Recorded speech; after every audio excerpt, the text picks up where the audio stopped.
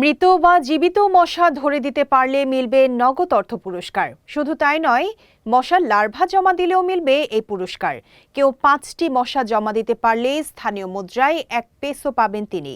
মূলত প্রাণঘাতী ডেঙ্গুর বিস্তার রোধে এমন সিদ্ধান্ত নেওয়া হয়েছে।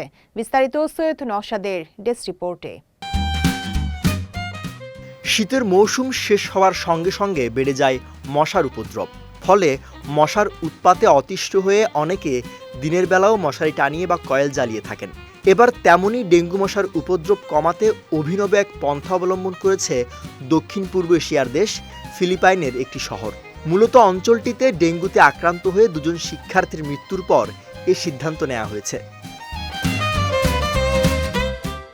আন্তর্জাতিক সংবাদ মাধ্যম বিবিসির এক প্রতিবেদন অনুসারে ফিলিপাইনের সবচেয়ে জনবহুল নগর কেন্দ্রগুলোর একটির কর্তৃপক্ষ মশা ধরা বা মারার জন্য পুরস্কার হিসেবে নগদ অর্থ দেওয়ার ঘোষণা দিয়েছে।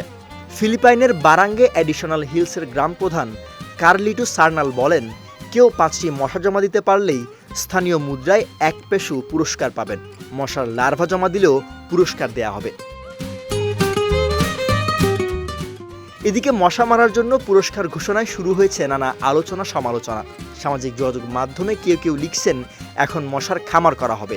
অনেকে আবার মজা করে প্রশ্ন রেখেছেন, শুধু একটি ডানা থাকলে সে মশা ফেরত দেওয়া হবে কিনা। মূলত ফিলিপাইন জুড়ে ক্রমেই ছড়িয়ে পড়ছে ডেঙ্গু।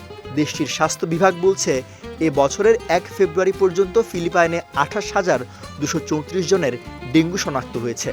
সংখ্যাটি গত বছরের একই সময়ের তুলনায় 40% বেশি। সৈয়দ নওশাদ, বিজয় টিভি, নিউজ ডেস্ক।